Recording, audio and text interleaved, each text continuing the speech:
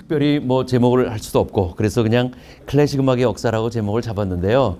인류의 시작과 함께 음악은 시작됐습니다. 뭐 여러분 아시다시피 음악이라는 것이 슬픔과 어떤 그 기쁨과 이런 표현으로서 또 저기 있는 사람에게 어떤 신호를 줌으로써 뭐 음악이 시작됐다고 할 수가 있고 또 음악에는 노래도 있지만은 악기도 있어서 뭐 이제 타악기가 가장 먼저 시작된 음악이라고 할 수 있는데요.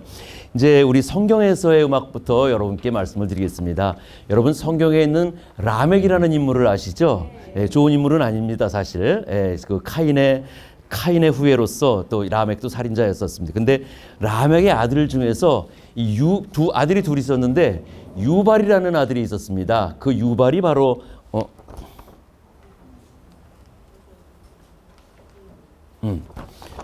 창세기 보면은 유발이라는 사람은 퉁소 잡는 자의 조상이 되었다는 이 말씀이 음악으로서는 가장 제일 먼저 나타난 기록이라고 할 수 있겠습니다. 그리고 이제 출애굽기 15장에 보면은 이제 내가 여호와를 찬송하리니 그는 높고 영화로우시며 자 말과 그 탄자를 바다에 던지셨습니다. 이렇게 되어 있는데 이게 뭔지 아시죠, 여러분? 홍해를 이제 건넌 다음에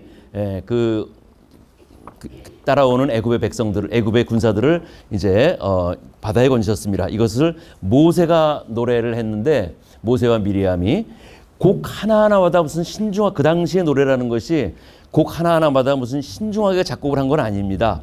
즉흥적이고 또 큰 사건으로 말미암아 일어나는 마음의 기쁨을 표현한 것이라고 할 수가 있는데요. 특히 이제 이 미리암이 그들에게 화답하여 이르되 너희는 여호와를 찬송하라. 그는 높고 영화로우시며 21절인데요. 요것이 바로 히브리인의 최초의 이제 종교적인 노래라고 할 수가 있습니다. 이 모세가 어떻게 이렇게 찬양을 잘할 수 있었을까? 여러분 그 읽어보면 아주 굉장히 길지 않습니까? 그것이 바로 이제 노래였었는데요. 그것은 모세는 그 430년 동안이나 노예 생활을 하던 그 노예들하고는 달랐습니다. 왜냐하면 모세는 어릴 때 궁중에서 자랐잖아요. 그래서 궁중에서 자랐기 때문에 정치학을 배웠고 수학과 기하학과 음악을 배웠던 사람이에요. 그래서 체계적으로 음악을 아는 사람이었기 때문에 사람들에게 노래를 가르칠 수 있었던 것입니다. 특히 이제 신명기에 모세의 노래가 3편이 있습니다. 또 모세의 노래는 시편 90편에도 있고 신명기 또 뭐 마지막 가나안 땅을 보면서 이제 본인이 못 믿어가지고 이제 본인이 작사 작곡한 마지막 노래가 있습니다. 32장 이제 전체인데요. 여호수아를 임명하면서 지팡이를 넘긴 후에 여러분 아마 성경 읽으시면서 다 보셨을 거예요. 예, 그런 것이 이제 모세의 노래라고 할 수 있는데 이거를 자기만 부른 것이 아니라 어떻게 명령했냐면요. 요걸 따라하고 자식들에게 가르치라. 그래서 모세는 노래를 따라서 외워서 부르게 했던 그런 기록들이 있습니다. 그래서 참 그 당시에 최초의 찬양은 바로 모세에게서 시작이 됐다 하는 것을 여러분 기억하시기 바랍니다. 그 다음에 유대교 최초의 찬양대가 이제 탄생한 것인데요. 여기 보니까 찬양대원들도 많이 오셨는데 찬양대의 역사가 어떻게 올라가는 것인가 하는 것을 제가 말씀드리겠습니다. 일단 블레셋과 아벡에서의 전투, 여러분 사무엘상에 나오는 그 전투가 있었는데 이스라엘 군사들이 4,000명이 죽습니다. 패한 거죠. 그런데요, 이 전투를 할 때 하나님이 주신 언약궤를 들고 나가면은 백전백승이었어요. 그래서 참 언약궤를 가지면은 다 이길 줄 알았는데 이 홈리와 비누아스, 제사장 엘리의 아들 홈리와 비누아스 두 아들이 교만해졌어요. 그래가지고 마음이 정결하지 못하고 그냥 그 언약궤만 들고 나가면 이길 줄 알았는데 웬걸요? 두 사람 다 죽었어요. 두 사람 다 죽고 이스라엘 백성들이 패합니다. 그 소식을 그 엘리가 이제 듣습니다. 근데 처음에 자기가 들었을 때 자기 아들이 죽었다는 말에는 크게 충격을 받지 않았는데 언약궤를 뺏겼다는 말에 완전히 충격을 받아가지고 뒤로 넘어지지 않습니까? 그래서 뒤통수가 머리가 이제 깨지면서 이제 제사장 엘리가 죽는 그런 사건이 있었습니다. 그리고 이제 블레셋한테 이제 언약궤를 뺏긴 거예요. 블레셋은 어떤 생각을 했냐면은 이것만 가지면 우리는 백전백승이다. 이제 이 사람들이 계속 이겼으니까 우리도 이길 수 있다 생각을 했는데 웬일입니까? 이것을 자기 신전에 놨는데 그 자기들이 믿던 그 신들의 허리가 부러지고 목이 부러지고 언약궤만 갖다 놨는데도 예, 그렇고 또 그것을 그래서 이제 술에 실어서 내보냈는데 메세베스 사람 70명이 그거 들여다보다가 전부 다 불타 죽었습니다. 그러니까 언약궤 가지면 다 될 줄 알았는데 이거 완전히 필요 없는 물건이 됐어요. 그래서 이것을 그냥 버립니다. 그래서 그 언약궤가 기랏 여하림이라는 곳에 이제 방치했는데 얼마나 방치했는지 확실하지는 모르지만은 거의 100년 가까이 언약궤가 이제 방치하게 됩니다. 그런데 다윗이 왕위에 오른 다음에 다윗의 첫 번째 프로젝트는 뭐였냐면은 이 법궤를 이제 다윗성으로 옮기는 거였어요. 그 하나님의 중요한 것을 우리가 옮겨야 된다. 그래서 이제 악기, 뭐 수금과 검은고, 소고, 꽹과리, 심벌즈 그리고 춤추며 찬양하면서 이것을 이제 옮기기 시작했습니다. 그리고 비탈에서 그걸 이제 소화에다가 실었는데 비탈에서 내려오는데 이게 아무래도 길이 뭐 아스팔트 길이 아니고 그러니까 이제 소도 넘어질 뻔하지 않습니까? 이게 그렇게 되면서 언약궤가 이제 넘어질 뻔한 거예요. 그걸 넘어지지 못하게 우사라는 사람이 잡았어요. 근데 우사가 그것을 잡고 나서 바로 죽지 않습니까? 예, 참 억울하게 죽었다는 생각도 들지만은 그 결국은 그 언약궤를 못 옮기고 3개월 동안의 시간이 갑니다. 그 시간 동안에 언약궤가 어디 있냐면은 오벳 에돔이라는 사람의 집에 이제 보관하고 있었던 거예요. 근데 보니까 오벳 에돔이 엄청난 축복을 받는 거예요. 이 다윗이 또 남 잘 되는 꼴을 못 봐요. 그래서 야 이거 안 되겠다. 이거 빨리 갖고 와야지. 그래서 이제 다윗이 처음에 기획했던 것보다 훨씬 더 조직적으로 이제 기획을 하고 언약궤를 옮기려고 합니다. 그래서 이제 그 언약궤를 옮기는데요. 저는 찬양대 지휘자로서 참 이런 생각이 듭니다. 뭐를 잘못했길래 이렇게 우사가 죽고 언약궤 옮기는데 실패를 했나? 찬양이라는 것이 부르면 다 하나님이 다 기뻐 받아주실 것 같은데 그렇지 않다는 사실. 그 홈리와 비누아스가 죽었던 게요. 마음이 성결하지 않아서 죽었던 거거든요. 그래서 이 찬양이라는 것이 마음이 성결해야 되는구나. 우선 좋은 소리로 뭐 좋은 것을 드리는 것도 중요하지만은 마음이 중요하다는 것을 제가 느꼈습니다. 왜냐면은요. 거기 보니까 거기 답이 이제 출애굽기 19장 10절로 11절에 답이 나오는데요. 뭐라 그랬냐면요. 너는 백성에게로 가서 오늘과 내일 그들을 성결케 하고 그들에게 옷을 빨고 준비하게 하여 기다리게 하라. 성결케 한다는 말이 그렇게 중요하다는 말. 여러분 핸델의 메시아를 보면은 깨끗게 하시리 뭐 이런 나오잖아요.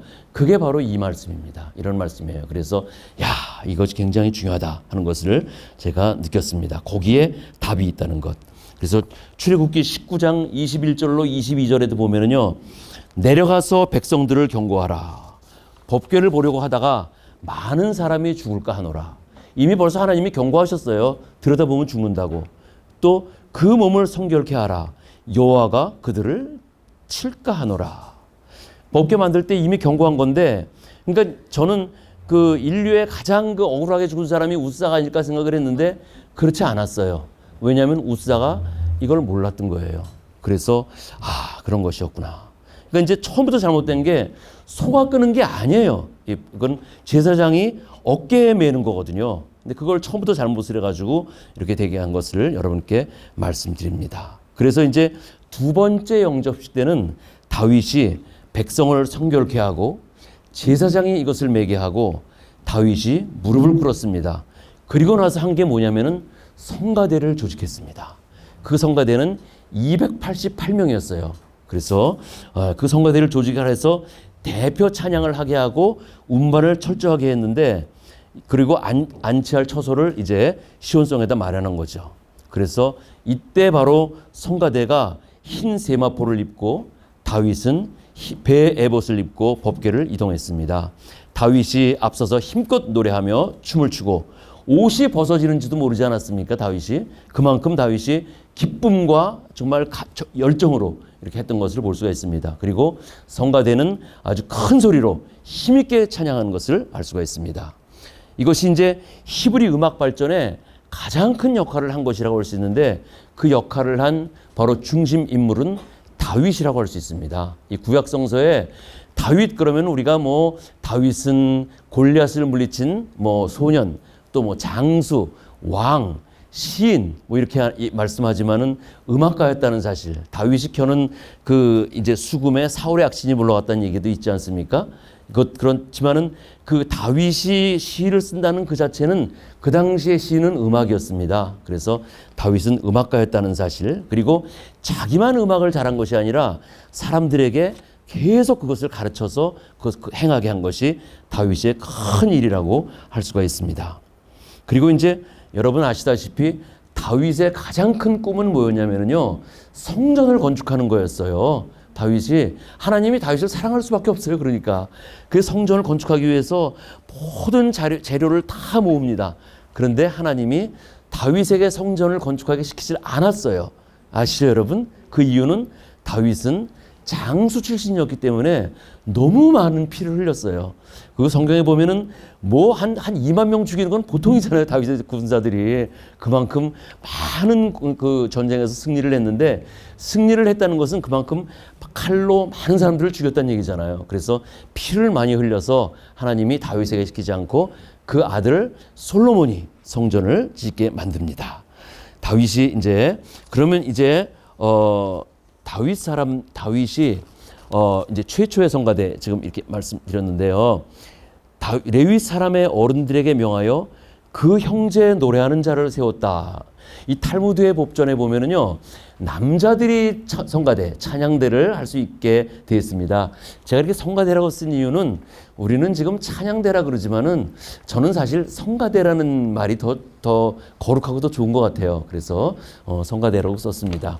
그 형제 노래하는 사람 누구냐? 바로 30세 이상의 젊은 이제 남자들을 성가대를 하겠다는 것이 탈무드의 법전이 있습니다. 그리고 비파와 수음과 제금들의 악기를 울려서, 그 당시에는 노래만 한 것이 아니라 모든 악기를 같이 연주했다는 것을 우리가 알 수가 있습니다. 그리고 노래를 어떻게 했느냐? 즐거운 소리를 크게 내라고 하였고 라는 말씀에서, 우리가 찬송가를 부르고 성가를 할 때 어떻게 해야 된다 하는 것을 알 수가 있습니다. 제가 그 찬송가에 대해서도 뭐 강의를 하지만은, 첫 번째 찬송가를 부르는 그 방법이 뭐냐면은 힘차게 부르는 거거든요. 하나님의 크신 사랑, 조그맣게 부르면서 누가 나왔나 안 나왔나 이렇게 쳐다보고 뭐 이렇게 하는 것이 아니라, 힘차게 우리 성경에서 말씀하신 것 같이 찬송을 해야 된다는 것을 말씀드리고요. 4,000명의 레위인을 뽑았다는 말씀에서, 정말 대단히 많은 숫자가 하나님께, 레위 지파라고 무조건 찬양하는 게 아니에요. 레위 지파에 문지기도 있고 노래하는 사람도 있고 다른 예전을 담당하는 사람도 다 있는데, 그 중에서 4,000명을 뽑아서 다윗의 찬송하기 위하여 지은 악기로 여호와를 찬송하는 자로 세웠다라는 말씀에서, 이게 바로 이제 성가대가 임명을 받는 거구나 하는 것을 알 수가 있습니다. 우리도 물론 성가대가 1년에 한 번씩 이제 신년 예배 때 뭐 일어섰다가 앉고 뭐 이런 것들을 하지만은, 사실은 그 임명받는 것이 얼마나 중요하다 하는 것을 이미 벌써 구약에서 말씀하고 있고요. 그 다음에 이제 제가 밑에 놓은 것이 굉장히 중요한 건데, 여호와 찬송하기를 배워서 익숙한 자 288명. 이게 이제 이 여호와 찬송하기를 배워서 익숙하게 한 사람들이니까, 요 288명은 지도자들이에요. 찬양대 중에서. 그래서 요걸 또 24명, 12그룹으로 또 나누지 않습니까? 12명씩 24그룹으로 나누지 않습니까? 바로 이제 그렇게 해서 이제 이 4,000명을 어떻게 한 사람이 지도를 해요. 그러니까 나누어서 지도를 했을 것이다 하는 것이 이제 제 생각이에요. 그 다음에 이제 솔로몬이 성전을 봉헌할 당시, 아까 제가 이제 다윗이 이제 성전을 짓고 싶어 했었다 그랬는데, 성전을 봉헌할 당시의 모습을 이제 볼 수가 있습니다. 노래하는 레위 사람, 레위 지파죠. 아삽과 헤만과 여두둔과라는 말씀에서, 그 당시에 이제 사람의 이름이 거목되기 시작하는데요. 이 아삽이라는 사람은 누구냐면은 찬양하는 자의 우두머리였어요. 지금으로 치면은 찬양 대장, 혹은 찬양대 지휘자라고 할 수가 있습니다.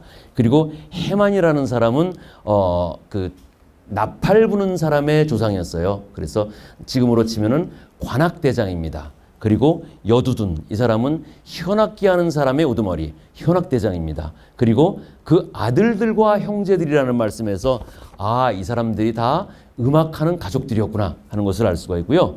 다 세마포를 입고, 여기 세마포 입죠? 여러분 찬양대가 가운 입지 않습니까?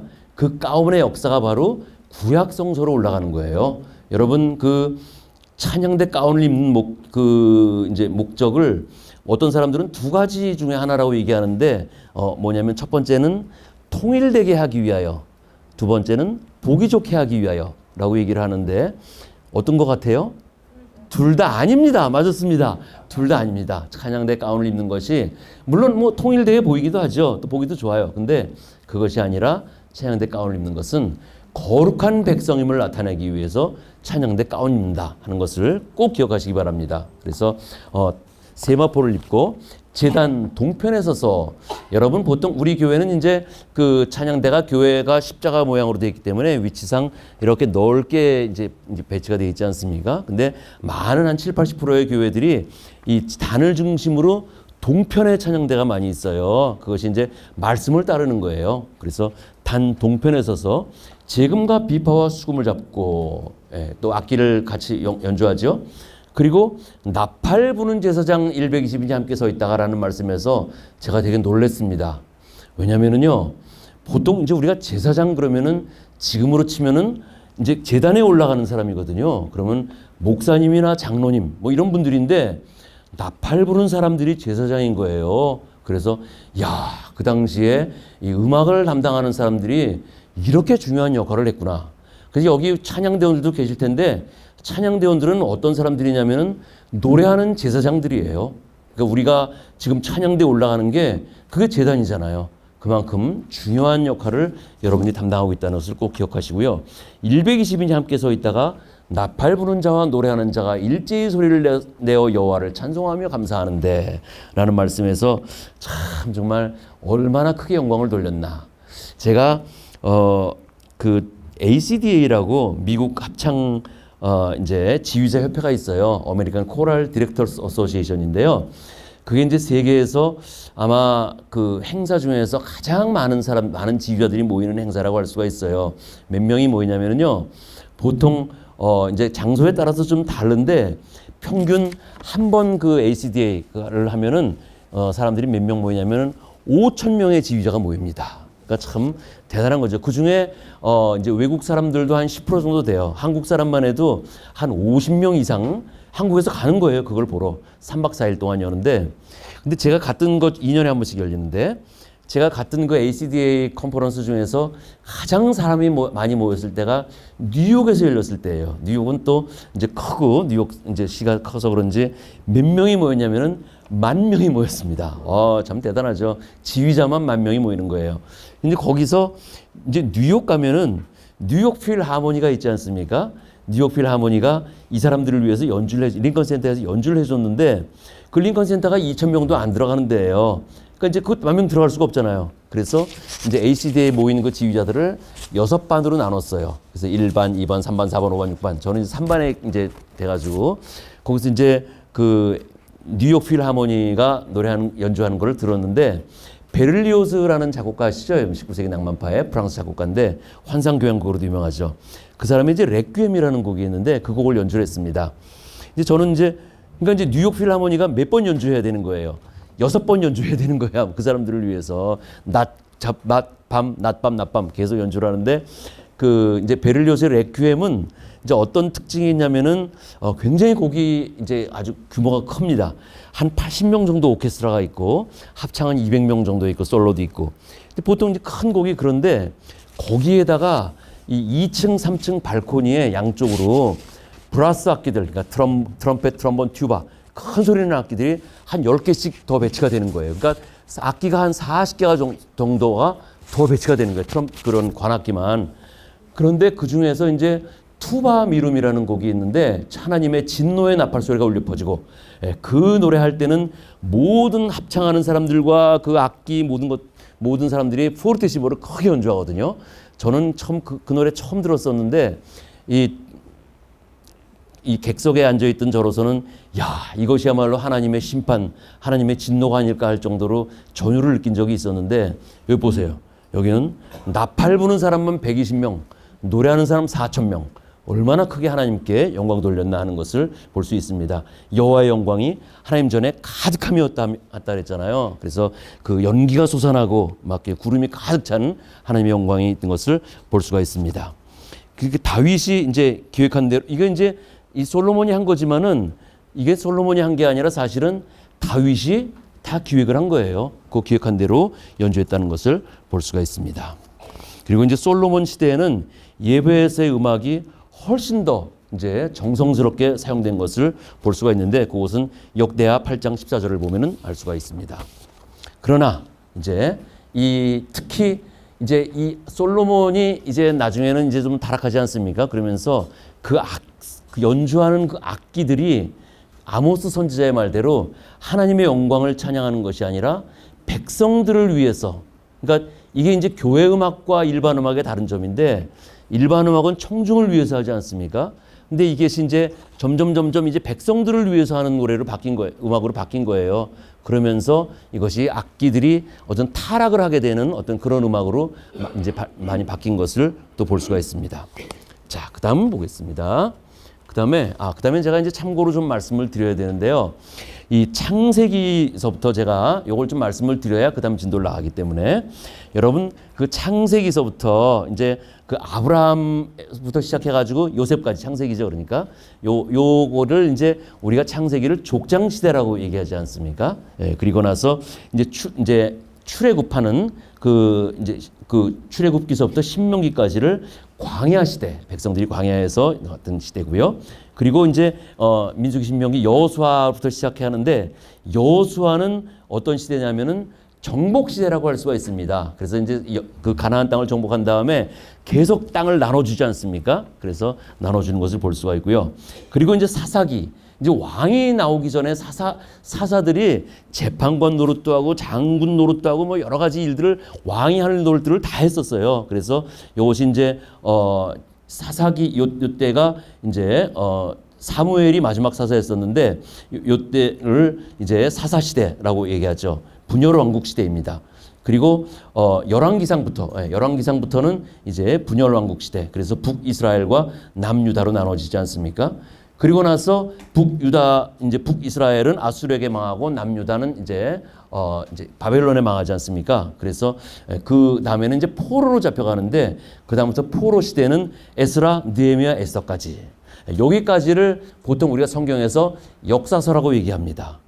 그리고 이제 이 포로 시대로 가가지고 이제 바벨론의 유수, 뭐 히브리 노예, 여러분 그 베르디의 오페라 나부코의 산막에 보면은 히브리 노예들의 합창이 나오지 않습니까? 거기서 이제 오 나 제국 사랑하는 내 조국 뭐 그런 이제 가사들이 많이 나오는데 그것이 이제 이 바벨론의 사람들이 야 니들 거기서 불렀던 노래들 있지 한번 불러봐 뭐 그러는데 이 이스라엘 백성들이 그 노래 부르겠습니까? 얼마나 정말 그 노예 생활로 정말 지친 그 사람들이 이 베르디가 그 시온을 그리면서 자기 고향을 그리면서 하는 노래들을 했는데 그 당시에 특히 이제 그 이탈리아가 오스트리아의 지배를 받고 있던 시대였기 때문에 그 이탈리아 사람들은 그 히브리 노예들의 합창을 제2의 국가로서 정말 불렀던 그런 기록들이 있습니다. 지금도 많이 부르고 있습니다. 그리고 이제 이 포로 시대를 지나가면은요, 이제 포로 시대 때 특히 이제 성전이 파괴되고 이제 그 포로 회당 이제 성전이 파괴되니까 이스라엘 백성들이 이제 예배를 드릴 곳이 없어졌잖아요. 그래서 자기들끼리 마치 구역 예배 드리듯이 이렇게 조그만 곳에서 이제 예배를 드리고 하나님을 찬양했는데 그것을 그런 장소를 시나고그라 그럽니다. 거기서는 뭐 이제 무슨 성가대도 물론 없어졌죠. 다 도망갔어요, 성가대원들도. 그래서 찬양을 시나고그에서 이제 주로 성경을 읽고 주의하는 그런 것들을 이제 한 것을 볼 수가 있고요.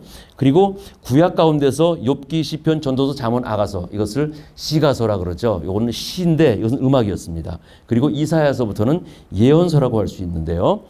이제 특히 이제 귀한 시대, 그래서 수룹바벨의 성전을 지었다. 그래서 이제 바벨론은 또 이제 바벨론은 그 바사, 이제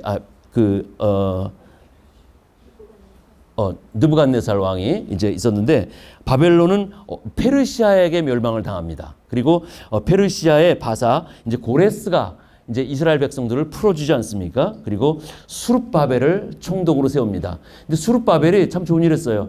거기서 가자마자 제일 먼저 이제 성전을 다시 이제 회복하지 않습니까?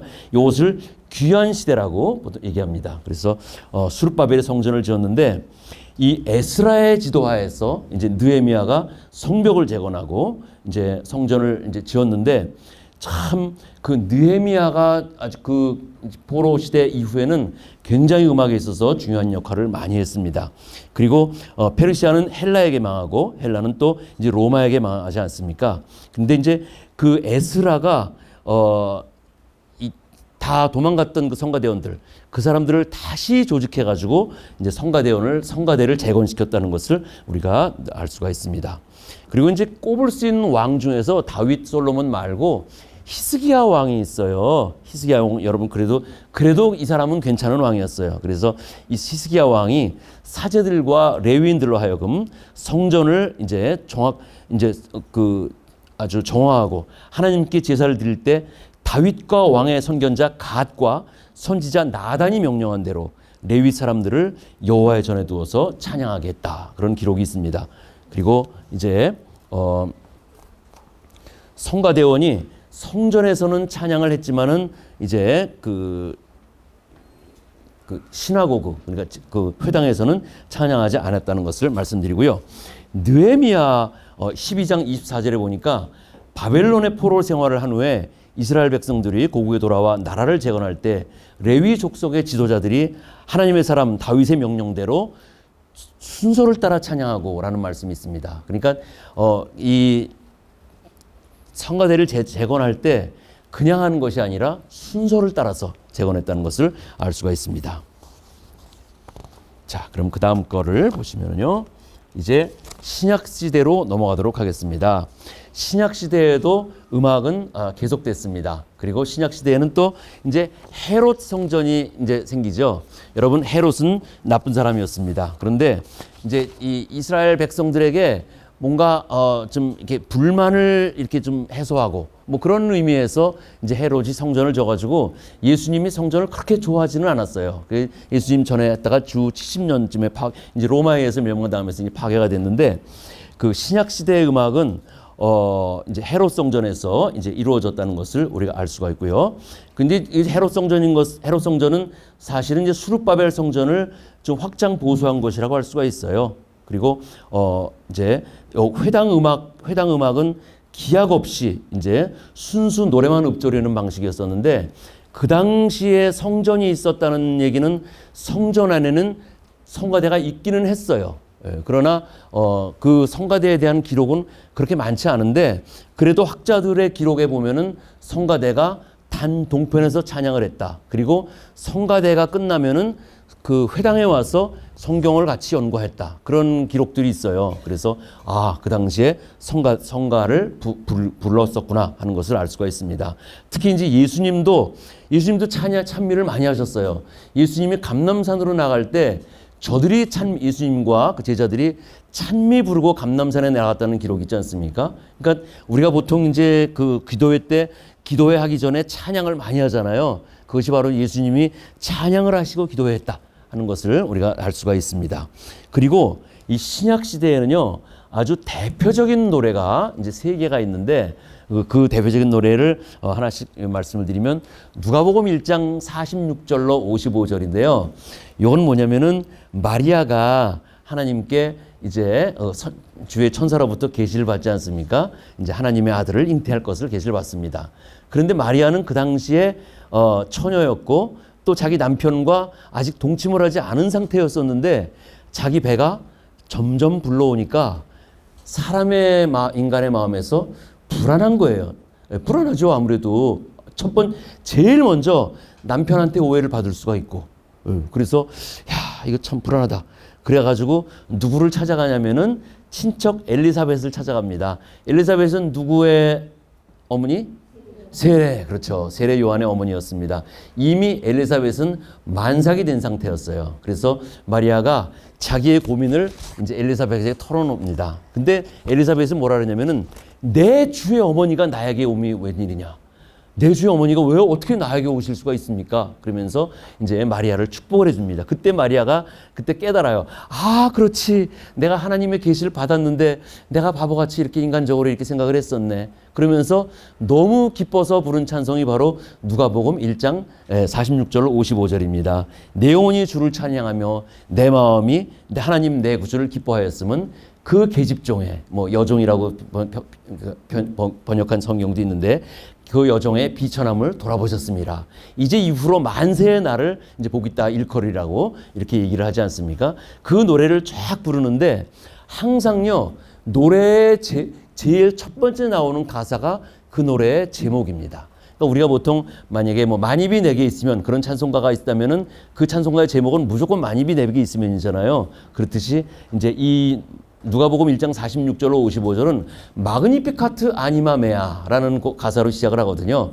그래서 이것이 이제 magnify, 영어로 magnify죠. 그래서 가사로 우리가 보통 마그니피카트라는 제목으로 하는데 요게 이제 10절로 쭉 돼 있기 때문에 많은 작곡가들이 요게 이제 칸타타를 10개의 악장으로 이렇게 특히 그러고 마지막에는 덕설러지라 그래서 성부 성자와 성령 영원히 영광 받으옵소서 그거를 이제 집어넣어가지고 11악장으로 많은 작곡가들이 마그니피카트를 작곡을 했습니다. 여러분 잘 아시는 요한 세바스찬 바하도 마그니피카트를 작곡을 하고 핸델도 마그니피카트를 작곡을 하고 많은 작곡가들이 한 것을 볼 수가 있습니다. 그리고 누가복음 1장 68절로 79절은 뭐냐면은요 사가랴의 노래입니다. 이 엘리사벳의 남편이죠, 사가랴가. 근데 이제 사가랴도 이제 하나님의 종으로부터 계시를 받습니다. 너의 부인이 이제 나이가 80인데 애를 이제 낳을 것이다. 그랬을 때 사가랴가 웃었죠. 비웃었어요. 아이, 우리 집사람 나이가 몇인데요. 그러다가 금방 벌 받잖아요. 그래서 벙어리가 됩니다. 그 사람도 말 못해. 그런데 정말 엘리사벳이 이제 아이를 가졌고 아이를 낳았어요. 근데 이제 얘 이름을 줘야 되는데 뭘로 줘야 되느냐? 친척들이 모여가지고 뭘로 짓자 그랬을 때 그때 이제 아버지 말 못하지만은 근데 이제 아버지한테 물어보는 게 어떠냐? 근데 이미 계시를 받을 때 요한이라고 지라고 받았어요. 여러 이름을 적어가지고 어떤 게 좋을 것 같아요. 그러니까 사가랴가 이거 요한으로 지라고. 그렇게 하니까 이제 그 죄가 풀려서 말할 수 있게 되지 않았습니까? 그때 사가랴가 너무 기뻐서 부른 노래. 바로 그 노래가 바로 누가복음 1장 68절로 79절입니다. 찬송하리로다 주 이스라엘의 하나님이시여. 이렇게 그 백성을 돌아보사 속량하시어. 이렇게 시작되는데요. 이게 이제 베네딕투스라는 노래로 많은 사람들이 작곡을 하고 한 노래인데 이것도 신약 시대의 대표적인 노래라고 할 수 있습니다. 그리고 누가복음 2장 29절로 32절은 예수님을 이제 할례를 받기 위해서 이제 데리고 갔는데 그 성전에 바로 이제 스가랴라는 사람이 있었죠. 그런데 늙은 시몬이 있었는데 그 시몬이 예수님을 보는 순간에 딱 아는 거예요. 이 사람이다. 그래서 이 주의 종을 이제 편안히 가게 해주시는군요. 감사합니다, 주님. 그러고 하나님께 노래 부른 이제 찬송이 있는데 그것이 바로 눈코 디미티스라는 곡으로 시작을 합니다. 그래서 이렇게 이제 이것들이 대표적인 이제 찬양이라고 할 수가 있고요. 에베소서에 보면은 사도 바울이 시와 찬미와 신령한 노래들로 서로 화답하며 이 말씀을 하시는데 이게 참 굉장히 중요한 말씀이에요. 왜냐하면 그 당시에 찬양이 바로 구분을 져서 이렇게 있었구나 하는 것을 알 수가 있습니다. 그러면 시는 뭐냐면요, 우리가 잘 아는 시편입니다. 그 당시에 가장 숭고한, 가장 수준 높은 찬양은 바로 시편이었었어요.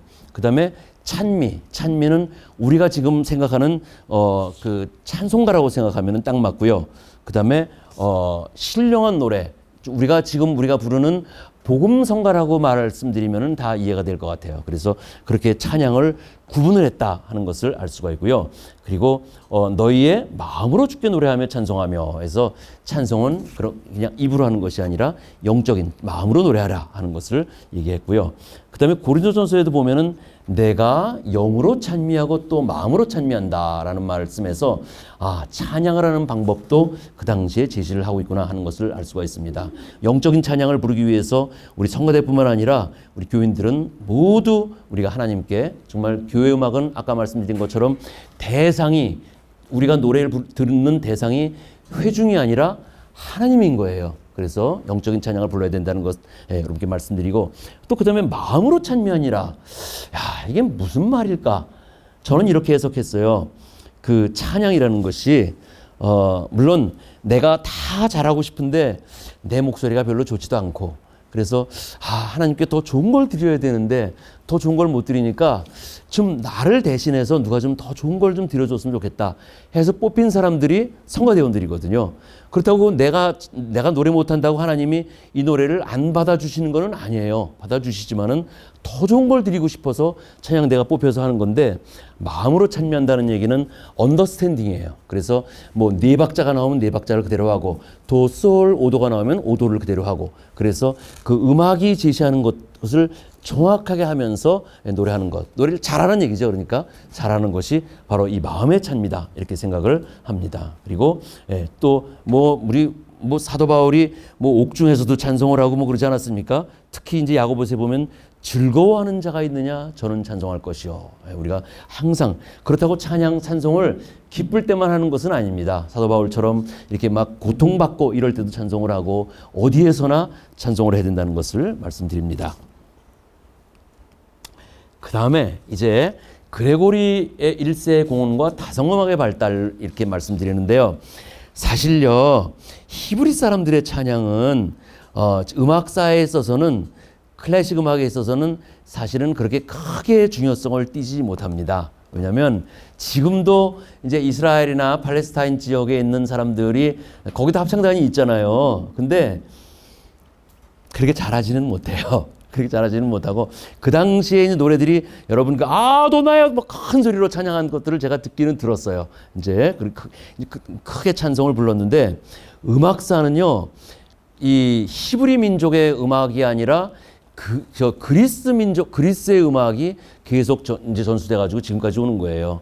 그럼 그리스는요 기원전 5, 6세기 이럴 때 그다음 다윗 왕 있고 이럴 때 이제 그 그리스에는 피타고라스 여러분 아시는 히포크라테스 이런 사람들이 있었잖아요.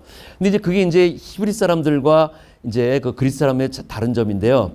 히브리 사람들은 악보를 지금도 지금 이제 오선지가 있잖아요. 근데 악보를 쓴다는 생각도 못 했었어요. 사실은 악보가 생긴 거는 지금으로부터 한 1000년밖에 안 돼요.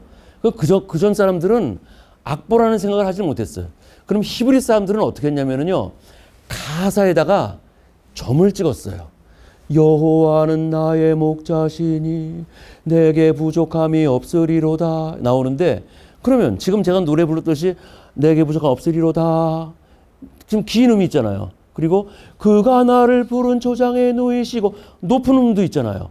그러니까 이제 분명히 음악이라는 것이 높은 음도 있고 또 긴 음도 있는데 이 사람들은 거기다가 점을 찍었는데 점을 긴 음에서는 어떻게 했냐면 점을 2개 아니면 3개를 찍었어요. 근데 이제 그 2개라는 게 길게는 가는데 얼마큼 긴지는 몰라요. 그런데 그래도 이 그리스 사람들은 문화가 조금 더 발달했어요. 그리고 특히 이 피타고라스는 이런 생각을 했어요. 기악이라는 것이 어떤 그 소리가 어떤 그 선에서 움직여야 된다. 그 노래도 그렇다. 그래서 피타고라스는 한 선을 그었어요. 그 선에서 가사를 썼어요. 그래서 그 이제 음악의 높이를 선으로 표현을 했어요. 그러니까 조금 더 발전된 거라고 할 수가 있어요. 그런데 그러면 그 히브리 사람들은 높은 음은 그러면 그가 나를 푸른 초장에 누이시고 높이 올라가는 것들은 어떻게 표현했느냐? 이거는요 가사 위에다가 지렁이 같이 이렇게 쓴 기록들이 있어요. 그러니까 이게 높이 올라가는구나 내려가는구나. 근데 얼마큼 올라가는지는 몰라요. 전혀 모르죠. 그러니까 이거 올라가는 거구나 내려가는 거구나 그렇게는 알 수 있는 거예요. 그리고 이제 그 그리스 사람들은 또 뭐를 했냐면은 여러분 우리는 보통 이제 도레미파솔라시도 라시도레미파솔라 이런 장음계 단음계를 쓰잖아요. 그건 나중에 쓰던 일이고 그 당시에는 이제 모드라 그래가지고 이제 사음 도레미솔 뭐 이렇게 레미파솔 이렇게 사음 이런 모드라는 것을 이제 만들었거든요. 그런 그리스 사람들이 쓴 모드가 지금까지도 이제 발전돼 가지고 음계로 변한 거거든요. 그래서 그리스가 이제 음악에 이제 발전하는데 이제 시작됐다는 것을 말씀드리고 AD 590년부터 604년까지 로마의 시장을 지낸 사람이 있어요. 그 사람이 이제 그레고리우스 1세라는 사람인데 그 위에 이 사람은 이제 교황이 됐어요. 그래가지고 큰 음악에 큰 일을 많이 했는데 어떤 큰 일을 많이 했냐면은요. 그 당시에는 지금 말씀드렸듯이 이제 악보가 없으니까 정확한 음악을 재현한다는 것이 사실은 불가능입니다. 지금이야 악보도 있고 뭐 CD 뭐 이런 게 있으니까 뭐 1000년, 2000년이 지나도 그걸 재생만 할 수 있으면 그대로 음악을 그 당시 무슨 음악이었구나 하는 것을 알 수가 있잖아요. 그 당시 이제 그게 없었으니까 각 지방마다 노래가 다 비슷한데 다른 거예요. 예를 들어서 뭐 지금 복 있는 사람은 악인의 꾀를 쫓지 아니하며 뭐 귀원하는 자리에 있으면 뭐 이렇게 있는데 조금씩 다 물은 아무래도 다르죠. 이제 비슷하지만은 그래서 안 되겠다. 이거 내가 이걸 모든 지방에서 부르는 노래들을 다 좀 모아야 되겠다. 그래서 그 당시 이제 스콜라 칸토룸이라는 학교가 있었는데 거기 학생들을 지방으로 다 파송시켰어요. 그래가지고 너희들이 각 지방에서 불러지는 노래들을 다 갖고 와. 다 수집해 와라. 그래서 다 수집해 왔어요. 그러니까 이제 다 비슷한 노래들이잖아요. 그래서 그거를 이제 제대로 가르쳤어요. 이제 그거를 제대로 가르치고 가르친 다음에 그걸 그 사람들을 다시 지방으로 보냈어요. 그러니까 이제 옛날에 불러지던 뭐 비슷한 노래지만 좀 다른 노래들을 가르치고 가니까 어느 정도 통일성이 있게 그래도 노래가 되잖아요. 그래서 그 당시에 또 음악을 다 모을 수가 있고 그래서 그레고리우스 1세가 굉장히 중요한 일을 했다 그래가지고 그 당시에 불러지던 성가들을 뭐라고 불렀냐면은 그레고리안 성가라고 불렀어요. 예, 그래서 그레고리안 성가로서 이제 이것은 라틴어 가사를 무반주로 그러니까 이제 그 당시에 왜 악기가 이제 없어졌냐면은 아까 말씀드린 대로 이 악기들이 이 세속 노래를 부르고 뭐 다른 이방신을 찬양하는 데 막 쓰이고 그러니까 신약 시대 이후로는 악기를 많이 뺐어요. 그래서 이제 무반주로 남성이 부르는 그 당시에 성가대는 다 남자들이 했다는 기록들. 그렇다고 여자가 노래 안 했느냐? 하긴 했어요. 모세와 미리암이 부른 노래들도 있고 뭐 여자들이 불렀던 기록들이 많이 있지 않습니까? 그 여자들이 불렀는데 그 여자들이 부른 기록은 이제 정식 예배나 성전이 아니었어요. 다른 이제 비공식적인 행사에서 불렀던 것이고 남성이 부르는 단선선율로서 그 당시 사람들은 다 단선선율이었어요. 그리고 선법으로 되어 있다. 아까 모드라고 제가 말씀드렸었잖아요. 그리스가 그게 이제 우리말로는 선법입니다. 이 곡들은 종교적인 감정의 가장 완벽한 표현이라고 표현을 합니다. 그럼 이제 그레고리우스 성가가 지금 우리는 그게 가톨릭 성가인데 뭐 중요하다고 지금 이렇게 얘기를 하느냐. 그 당시에 불러진 곡들이 그걸로 끝난 게 아니라 그 성가들을 모아가지고 그 성가 중에 중요한 주제들 있잖아요. 그 주제들을 지금 따와가지고 지금 많은 사람들이 작곡을 하는데 그 성가를 주제로 쓰고 있어요. 그래서 그 성가들이 굉장히 중요합니다. 그래서 이제 선법으로 되어 있다고 그랬었는데 제가 오늘 여러분들하고 그레고리우스 성가를 한 번만 같이 한번 보도록 한번 하겠습니다. 잘 보이세요? 여러분 넣어드린 거에 악보가 있을 거예요 아마. 자, 키리에인데요. 요거는 그 6세기, 7세기 그때 건 아니고 한 11세기 정도 그때 만들어진 곡인데 그때만 해도 이제 5선은 아직 없었고 이제 4선으로 이제 했는데요. 여기 이제 제일 제가 이거 갖고 있어 좋겠다. 여기 C라고 되어 있잖아요. 여기가 이제 도입니다. 도. 네, 지금으로 치면은 C 클랩이에요. 그다음에 항상 가사는 제일 첫 번째 머리 가사를 크게 적어요. 그래서 키리에 엘레이손 이런 가사죠. 그러면은요, 요 음표들이 있잖아요. 요거를 네우마라고, 뭐 영어로는 뉴음인데 네우마라고 표현합니다. 그리고 이제 보통 요게 이제 무슨 마름모꼴도 있고 네모도 있고 그런데 다 음가는 똑같아요. 그런데 요 마름모꼴은 조금 이렇게 약박, 흘러가는 박에 이제 쓰여지는 것들을 이제 알 수가 있어요. 그러면 요거 이제 특히 이제 요 처음에 키에 보면은 네우마가 위에서 아래로 두 개가 동시에 돼 있잖아요. 요거를 이제 패스라 그러는데 요거 항상요. 네우마는 왼쪽에서 오른쪽으로 읽는 거고 그다음에 요 패스가 나오면은 요거는 아래에서부터 위로 읽는 거예요. 그리고 여기 플랫이 붙어 있잖아요. 요거는 반음을 낮추라는 거예요. 그러니까 라시라솔 아니라 라시라솔 이렇게 읽어주는 거예요. 그래서 키리에 에자에 보면은요 또 그 네오마에 점이 찍혀 있잖아요. 요거는 2배 정도 늘리라는 뜻이에요. 네, 그리고 그 다음에 이제 키리에가 나오고 그 다음에 여기 요 무슨 당구장이라는 눈 표시 같은 게 있죠. 요 표시는 뭐냐면요 스텔룰라라 그래가지고 요게 이제 언제 사제가 부르고 이제 그 성가대가 이제 받느냐. 이제 신약 시대의 노래라는 것이 이게 이제 제사장이 부르면은 그 다음에 또 따라 부르고 그런 것들이 많았거든요. 그래서 요게 이제 언제 요걸 이제 받느냐 그 표시예요. 그러면 요 처음에 요걸 보면은요 키리에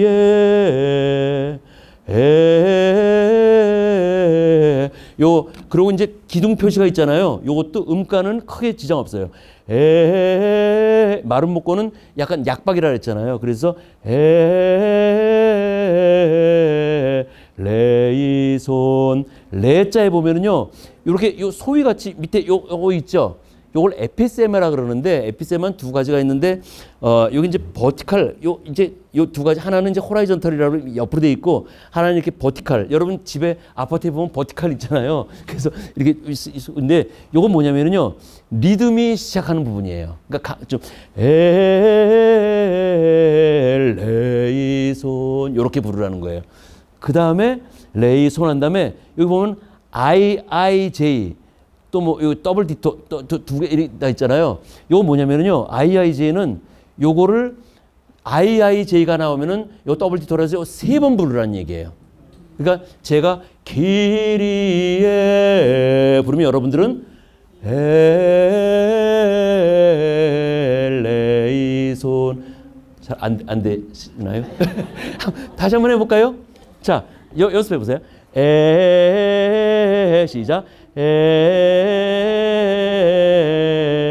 레이손 요거죠. 해보겠습니다. 제가요. 자, 제가 이제 저 사제라고 생각하시고 키리에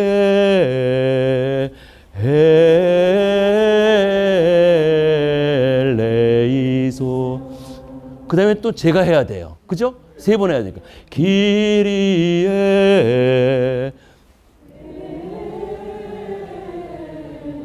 레이손 그 다음에는요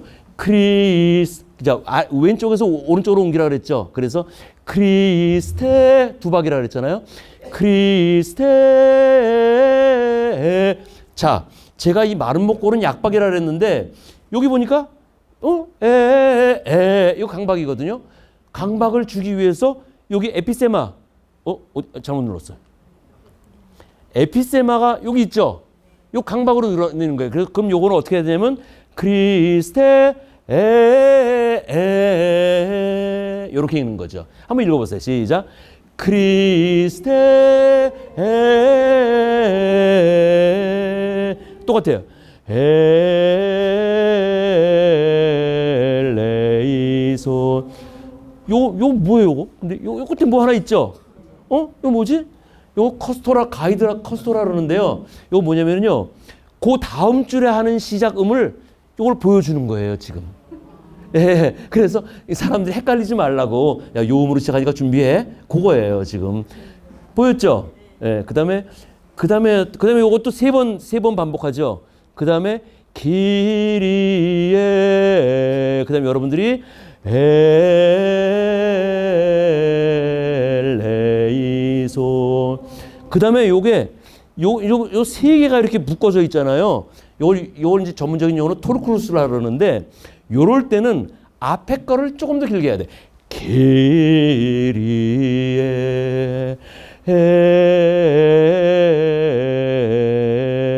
제가 불렀어요. 그 다음에 여러분들이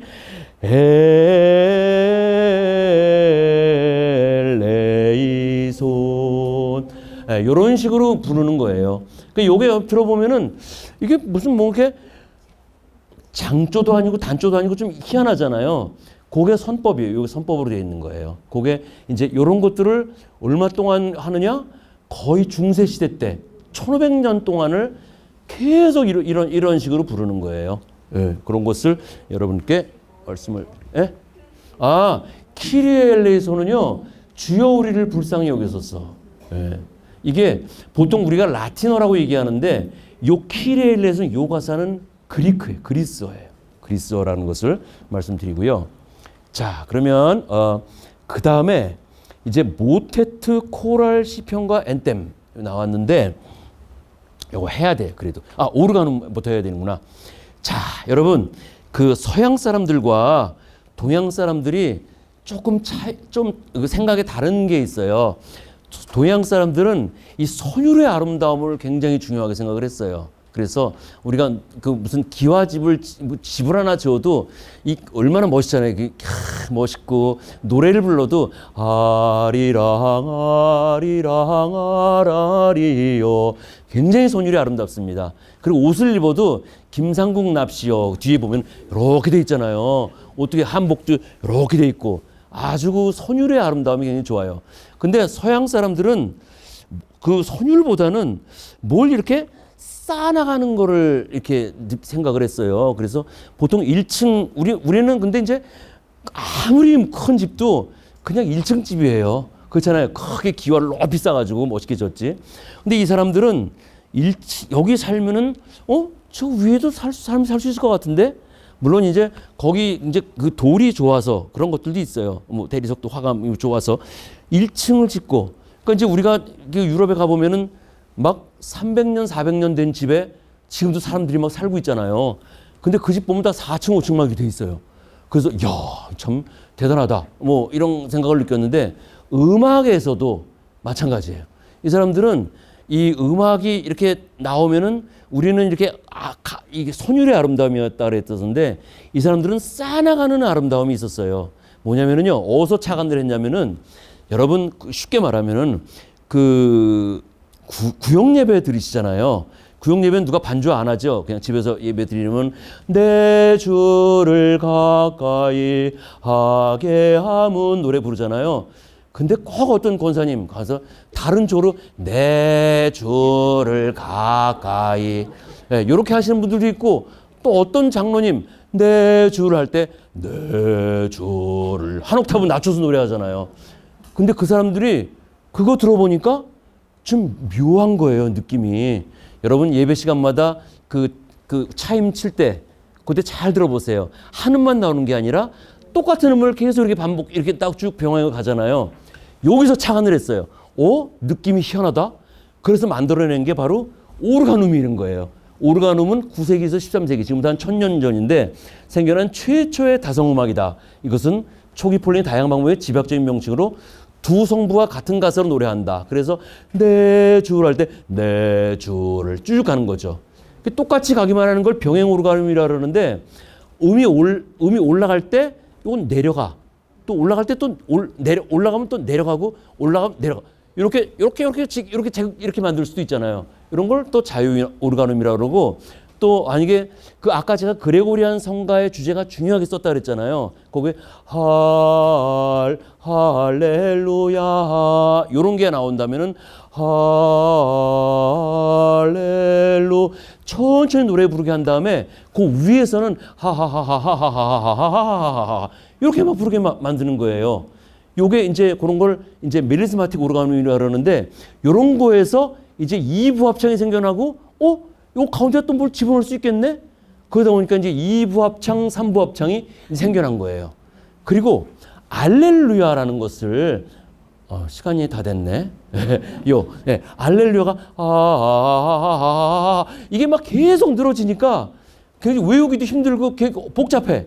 여기다가 우리가 노래 외우기 가사 외우기 힘들 때 곡을 붙이면 좀 쉽죠. 예를 들어서 창세기, 출애굽기, 레위기, 민수기, 신명기 하면은 좀 더 외우기 쉽잖아요. 그렇게 이제 곡조를 외우기 위해서 가사를 붙이기 시작했는데 그 가사를 붙여서 만들어진 것이 모테트라는 것이 나온 거예요. 오늘은 여기까지만 하고 마치도록 하겠습니다. 여러분, 저는 사실은 하이든과 모차르트까지 할 생각을 했는데 다음 시간에는 제가 르네상스와 바로크 시간이 되면 고전까지 하면서 작곡가들을 중심으로 여러분과 함께 또 재밌는 음악사 얘기를 나누도록 하겠습니다. 그러면 고맙습니다. 유익한 강의를 해주셔서 감사드립니다.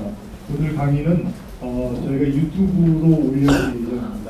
유튜브에서 접하시면 될 것 같고요. 또한 다음 강의는 다음 주가 아닌 다음 주 23일 날 똑같이 이 장소에서 오후 1시에 이어질 예정입니다. 여러분들 너무 많이 참석해 주셔서 여러분들 참여도에 따라서 강의가 좀 더 이어질 수 있다 생각합니다. 우리 귀한 강의해 주신 우리 장로님께 다시 한번 감사합니다.